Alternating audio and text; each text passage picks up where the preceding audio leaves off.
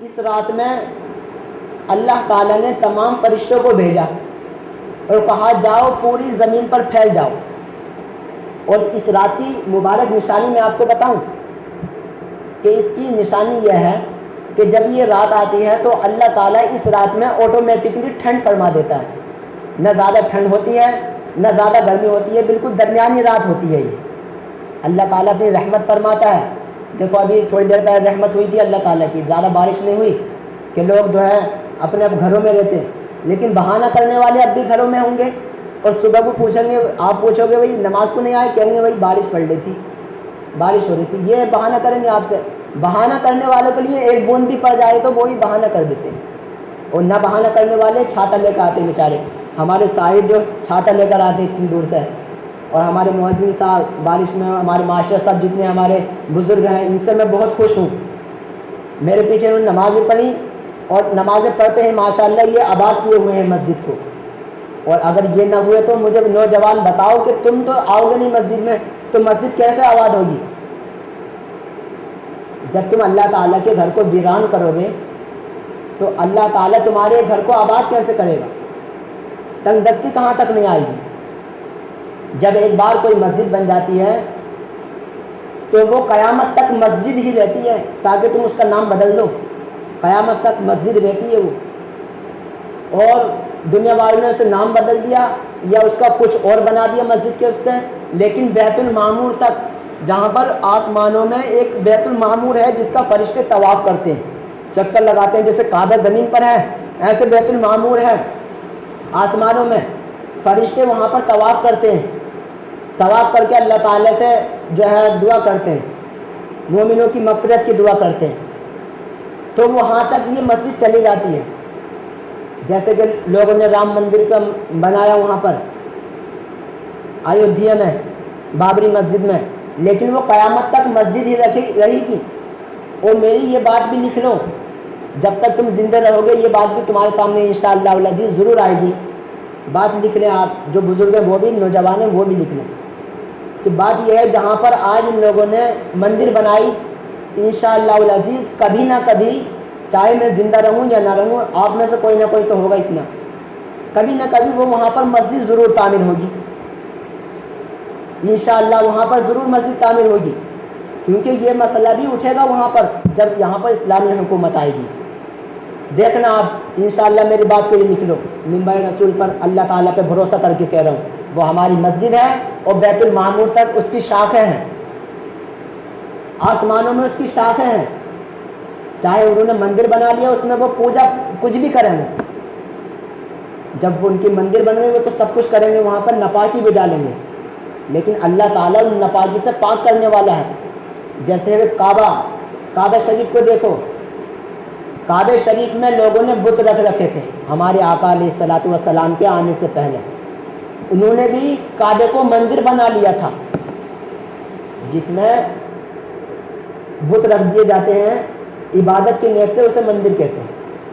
تو ان لوگوں نے، کفار و مشرکین نے، کعبے میں بھی بت رکھ رکھے تھے. کتنے بت تھے؟ 360 بت تھے. لیکن اللہ کا کرنا ایسا ہوا، اور وہ مسجد تو ایسی ہے کہ پوری دنیا کی مسجدوں میں سب سے اعلیٰ مسجد ہے اور اسی کا رتبہ ہے. ایسی مسجد، اور جسے کعبۃ اللہ کہا جاتا ہے، اسے مسجد اللہ، اسے کعبۃ اللہ، کہ اللہ تعالیٰ کا کرنا ایسا ہوا، ہمارے آقا علیہ الصلوۃ والسلام اس دنیا فانی پر آئے اور ان کے بتوں کو تمام کو پھینک دیا، اور پھینک کر کے وہاں پر دیکھو آج عبادت ہونے لگی. وہاں کی بات تو دور رہی، لیکن ہر ملک کے انسان، ہر ملک کے مسلمان جو اللہ تعالیٰ کو، ہمارے آقا علیہ الصلوۃ والسلام کو ماننے والے ہیں، ہر کوئی اسی کعبے کی طرف منہ کر کے نماز پڑھتا ہے. یہ دیکھو اللہ کا فضل نہیں تو کیا ہے. ایسے ہی ان لوگوں نے کیا، اس میں بت رکھنے شروع کر دی. ان لوگوں نے سوچا نہیں اسلامی حکومت آنے والی ہے انشاءاللہ العزیز، سارے لوگ یہ گڑا رہے ہیں اور اللہ تعالیٰ سے معافی مانگ رہے ہیں، اور اللہ تعالیٰ کبھی نہ کبھی کسی کی آؤ پگا ضرور قبول فرمائے گا، اور وہ وقت ضرور آئے گا انشاءاللہ جو مسلمانوں کو فتح حاصل ہوگی. لیکن آپ اپنے آپ کو بالکل اسٹریٹ پیٹ کریں، سیدھے راستے پر کریں اپنے آپ کو. تبھی انشاءاللہ کامیابی ہمارے قدم چومتی ہوئی نظر آئے گی۔ یہ کیا پدی پدے کے سوروا، یہ کچھ نہیں بگاڑ سکتے ہمارا۔ صرف انسان ایک بات پر عمل کر لے، اللہ تعالیٰ کے فرامین پر عمل کر لے، پھر دیکھو یہ پوری طاقتیں تمہارے سامنے جھکتی ہوئی نظر آئیں گی۔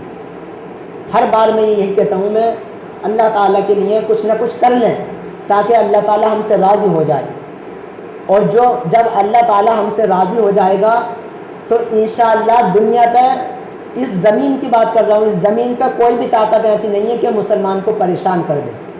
یہ بات بھی لکھ کے لے لو، اور میں نہیں کہتا، خود اللہ تعالیٰ کہتا ہے وَأَنْتُمُ الْأَعْلَوْنَ إِن كُنتُم مُؤْمِنِينَ، تم ہی کامیاب رہو گے اگر تم مومن ہو۔ ان کنتم مؤمنین، اف یو بلیور، اگر تم مومن ہو تبھی تم کامیاب رہو گے، اور اگر تم مومن نہیں ہو تو ناکامی رہو گے۔ ہر کہیں تمہیں جو ہے ہر کسی کے سامنے جھکنا پڑے گا۔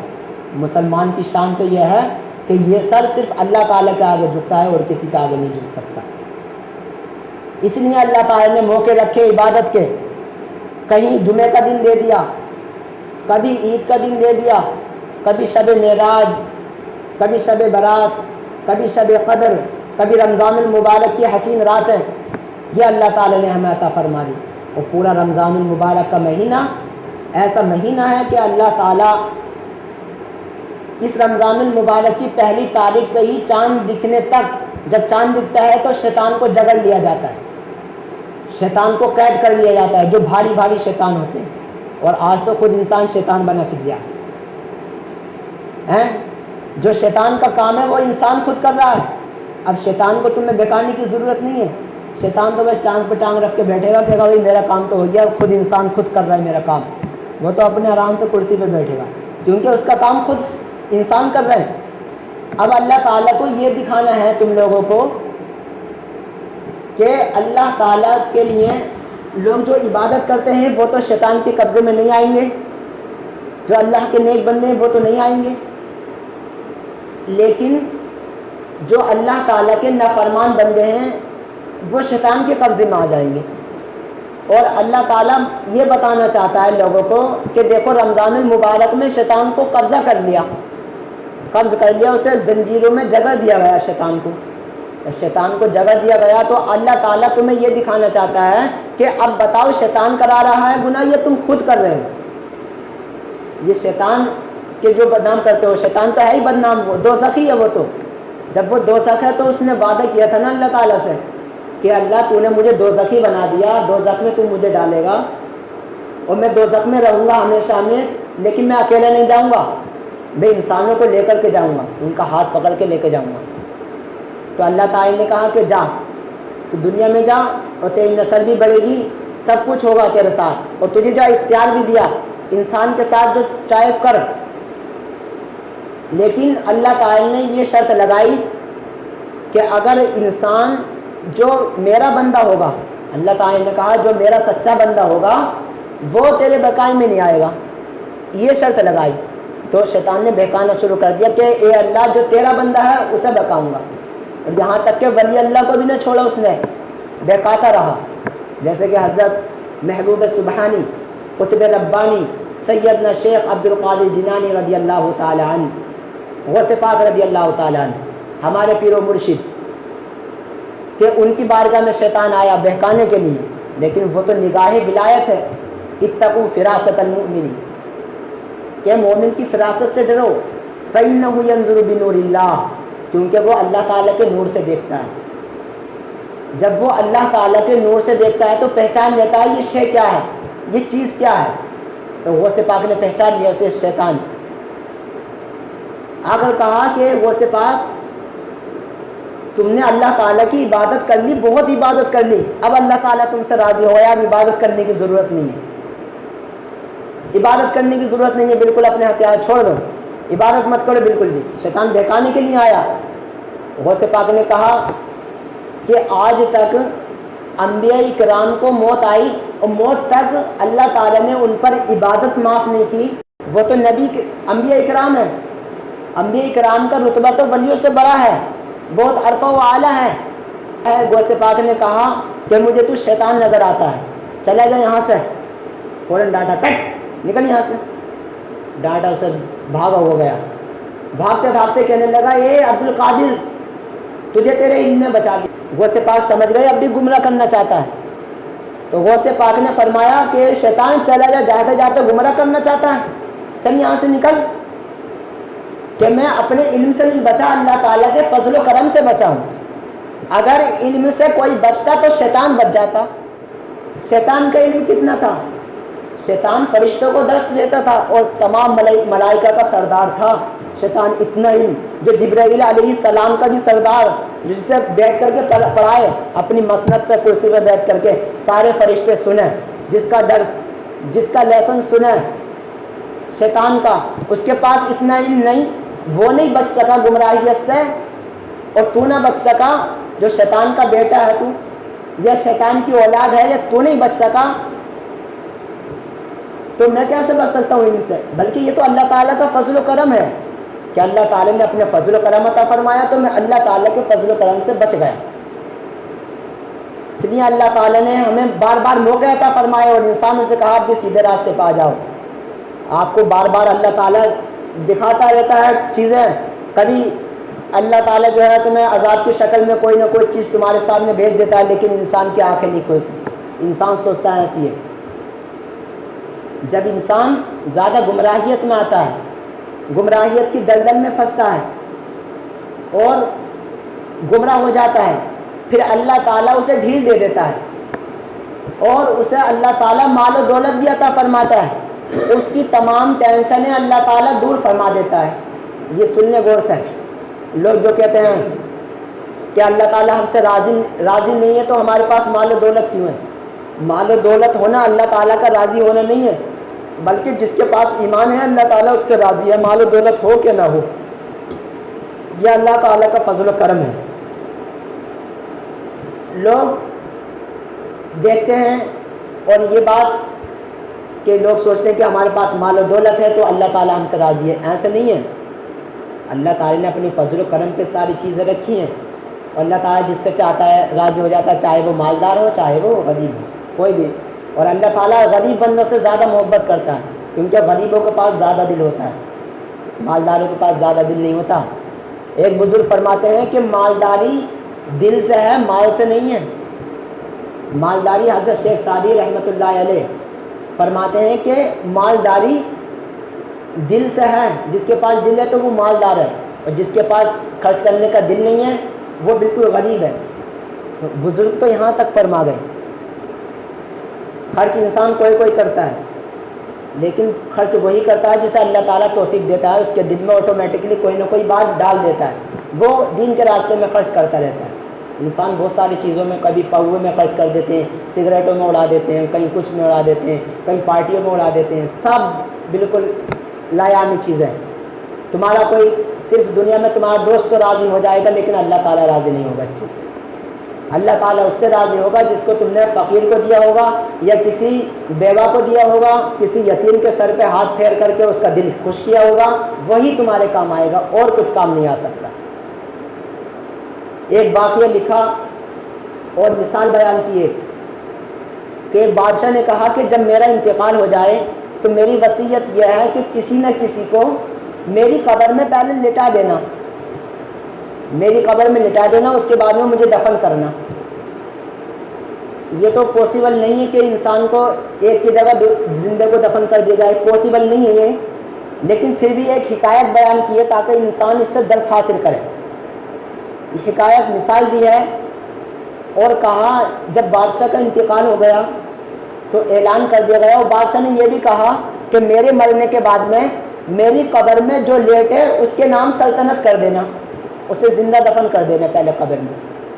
ایک کمار تھا, اس کے پاس صرف ایک گدھا تھا, ایک گدھا تھا اس کے پاس, اور اس نے بادشاہی خبر کو جب سنا, اعلان ہونے لگے چاروں طرف, سب گھبرانے لگے کہ یار زندہ قبر میں کیسے رہیں گے ہم, کیا ہوگا. تو گدھے والے نے کہا, جس کے پاس ایک گدھا تھا, کہ میرے پاس تو صرف ایک گدھا ہے, مجھے کیا حساب دینا پڑے گا, قبر میں جاؤں گا اور صاف کہہ دوں گا میرے پاس تو ایک گدھا ہے, میں بچ جاؤں گا, حساب نہ دینا پڑے گا مجھے. تو وہ خوشی خوشی چلا گیا اور کہنے لگا کہ میں جاتا ہوں قبر میں اور ساری سلطنت میری ہو جائے گی. جتنے بھی مال و دولت ہے بادشاہی سب میری ہو جائے گی۔ یہ گدھا والا کہہ کر کے اس نے کہا چلو مجھے دفن کر دو، کیونکہ اسے خوف تھا اس چیز کا کہ میں تو کہہ دوں گا قبر میں آ کے میرے پاس تو صرف ایک گدھا تھا تو میں چھوٹ جاؤں گا۔ وہ گیا قبر میں اسے لٹا دیا گیا، اس کی درخواست قبول کی گئی کہ چل ایک رات کو لیٹ لا قبر میں، اس کے بعد میں آ کر کے بتا کیا ہوا۔ اب اسے دفن کر دیا گیا، فرشتے آئے، یہ مثال بیان کیے، ہاں فرشتے آئے اور آنے کے بعد اس سے پوچھنے لگے، بتا، اس سے حساب لینے لگے کہ بتا تیرے پاس کتنا مال تھا، کہاں کہاں خرچ کیا، کیا کیا، کہاں ہے؟ حساب کتاب ہوتا ہے نا۔ ہاں دنیا میں تو انسان دوسروں کا حق مان لیتا ہے، لیکن اس کا حساب ہر کسی کو دینا ہے۔ ذرہ ذرہ حسر میں کانٹے پہ تولا جائے گا، کبریا کے سامنے کچھ نہ بولا جائے گا۔ سنا ہے آپ نے کہ جب اللہ تعالیٰ کے سامنے ترازو رکھ کر انسان کے اعمال تولے جائیں گے، حساب و کتاب ہوگا، کیونکہ ہر کوئی حساب وہی لیتا ہے جو سامان دیتا ہے اسے۔ ابا حساب لیتا ہے بیٹے سے، کیونکہ ابا جو ہے بیٹے کو دیتا ہے اور بیٹے سے پوچھتا ہے بیٹا تو نے کہاں کہاں خرچ کیا بتا تو۔ اب اس نے صحیح خرچ کیا ہوگا تو بتا دے گا، اور شراب میں اٹھا کے آیا ہوگا تو کہیں پوگا اڑا کے آیا ہوگا تو سگریٹ میں اٹھا کے آیا تو باپ کو کیا کہے گا؟ جھوٹ بولے گا کہیں ادھر سے کہیں ادھر سے، بس معاملہ ختم۔ لیکن اللہ تعالیٰ کے یہاں جھوٹ نہیں چلے گا، اور وہ جھوٹ بولے گا بھی تو اللہ تعالیٰ فرماتا ہے الیوم نختم علی افواہہم وتکلمنا ایدیہم وتشہد ارجلہم بما کانوا یکسبون، کہ جس دن ان کے منہوں پہ مہر لگا دی جائے گی، مہر مطلب ان کا منہ بالکل سی دیا جائے گا جو جھوٹ بولیں گے اپنے منہ سے جھوٹ بولیں گے، اللہ تعالیٰ کہے گا یہ جھوٹ بول رہا ہے، اس کا منہ سی دو۔ الیوم نختم علی افواہہم وتکلمنا ایدیہم، اور اللہ تعالیٰ سے وہ بات کریں گے ان کے اعضاء، انگلیاں بات کریں گی، پھر کہیں گے انگلیاں، ہاتھ بات کریں گے کہ اللہ اس نے چوری کی تھی میرے ہاتھ سے زنا کیا تھا، ٹانگیں کہیں گی اے اللہ یہ زنا کی طرف میرے ساتھ میں گیا تھا، مجھے لے کر کے زنا کی طرف گیا تھا، لوگوں کا دل ستایا تھا، لوگوں کے دل کو جو ہے زخمی کیا تھا، لوگوں کو مارا تھا، ہاتھ کہیں گے، اور یہ ساری چیز گواہی دے گی۔ پھر اللہ تعالیٰ کہے گا بتا کون سچ بول رہا ہے؟ اللہ تعالیٰ تو اس کا منہ بند کر دے گا، لیکن اس کے اعضاء خود گواہی دیں گے۔ تو حساب کتاب ہوگا ہر کسی سے، آپ یہ نہ سوچیں کہ حساب کتاب نہیں ہوگا، کتنا بھی جس کا جتنا مال ہوگا اتنا حساب لینا ہے، بادشاہ سے زیادہ حساب ہوگا۔ اس لیے حضرت عمر رضی اللہ تعالیٰ نے اس بات سے بہت ڈرتے تھے کہ کہیں ایسا نہ ہو کہ اللہ تعالیٰ مجھ سے حساب لے لے اور میں حساب صحیح طریقے سے دے نہ سکوں۔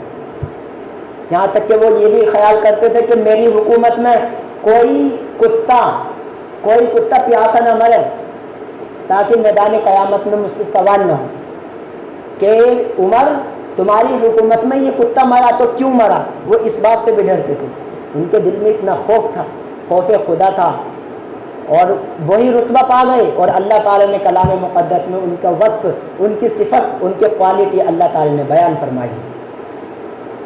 یہ بتاؤ اللہ تعالیٰ کی شان نہیں ہے تو کیا ہے؟ تو جس کا جتنا مال ہوتا ہے اتنا اللہ تعالیٰ جو ہے حساب لے گا، اتنا ہی سخت حساب ہوگا اس کا۔ وہ بھی انسان چلا گیا قبر میں گدھے والا، وہ سوچنے لگا میرے پاس تو ایک گدھا ہے، مجھے کیا حساب دینا، میں تو کہہ دوں گا میرے پاس تو ایک گدھا ہے۔ فرشتوں نے آ کر پوچھا بتاؤ کتنا مال تھا تیرے پاس، کہاں کہاں خرچ کیا، کہاں ہے؟ تو وہ کہنے لگا میرے پاس تو مال نہیں تھا۔ فرشتوں نے اچھا اب بتا تیرے پاس کیا تھا؟ کہ گدھا تھا۔ کہ گدھا، کہ بتا گدھا تھا تو کب اسے کھانا کھلایا، کب بھوکا رکھا، اب بتا۔ فرشتے کے پاس تو سب لکھا ہوا ہے۔ فرشتے دکھانے لگے کہ فلا وقت میں فلا ٹائم تو نے یہ رکھا، گدھے کو بھوکا رکھا، اور بھوکا رکھ کے گدھے سے اتنا کام لیا تو نے، اتنا کام بتا کیوں لیا؟ اب کیوں کا جواب کہاں دے، کیونکہ اس نے اپنی کیپیسٹی سے زیادہ کام لیا، اسے کھانا کھلایا نہیں، چارہ کھلایا نہیں، اس سے کام لینا شروع کر دیا، تو کیا ہوا اس سے؟ تو وہ جو ہے جواب نہ دے سکا۔ صبح ہوئی، قبر سے نکلا بہت دہشت کے ساتھ، لوگ انتظار کر رہے تھے بھائی وہ آگا سلطنت اس کے نام کر دیں گے، سلطنت اس کے ساری نام ہو جائے گی۔ وہ بھاگا گیا، قبر سے نکلا، لوگ کہنے لگے رک تو ابھی ٹھہر تو بھائی، تو قبر میں لیٹا پوری سلطنت تو لے لے۔ نہیں میں نے لیتا سلطنت، مجھے ایک گدھے کا حساب نہ دیا گیا تو پوری سلطنت کا حساب کیسے دوں گا؟ ایک گدھے کا حساب نہ دیا گیا کہ کہاں کہاں بھوکا رکھا، تو یہ پوری سلطنت اتنی رعایا جو بھوکی مر رہی ہے، تو اس کا حساب کیسے دے گا؟ آپ لوگ ظلم کرتے ہیں، حکومت ظلم کرتی ہے، کرنے دو، کوئی ٹینشن نہیں، خوب ظلم کرو، ایک نہ ایک دن تو مرنا ہے، ہمیں بھی مرنا ہے، سب کو مرنا ہے، ظلم کرن دو کر رہے ہیں تو، لیکن تم اللہ تعالیٰ کی رضا حاصل کر لو، بس میرا یہی کہنے کا مقصد ہے۔ تم نے اللہ تعالیٰ کی رضا حاصل کر لی تو انشاءاللہ یہی تمہارے قدم چومیں گے آ کر کے۔ پہلے کے لوگ ہوتے تھے مسلمان کو دیکھ کر کے مسلمان ہو جاتے تھے، لیکن آج مسلمان کو دیکھتے ہیں تو مسلمان ہونے کی بھی نہیں سوچتے۔ یہ کنڈیشن ہو گئی آج ہماری، یہ سچویشن ہے ہماری آج۔ ہم صحیح طریقے سے اس کو اپنائیں اور اللہ تعالیٰ نے جو ہمیں سنہرا موقع دیا ہے اس سنہرے موقع کو قبول کریں اور اللہ تعالیٰ کی بارگاہ میں دعا کرتے رہیں اللہ تعالیٰ ہم سب کے گناہوں کو معاف فرما لے اور ہم سب کو اس پر عمل کرنے کی توفیق عطا فرمائے۔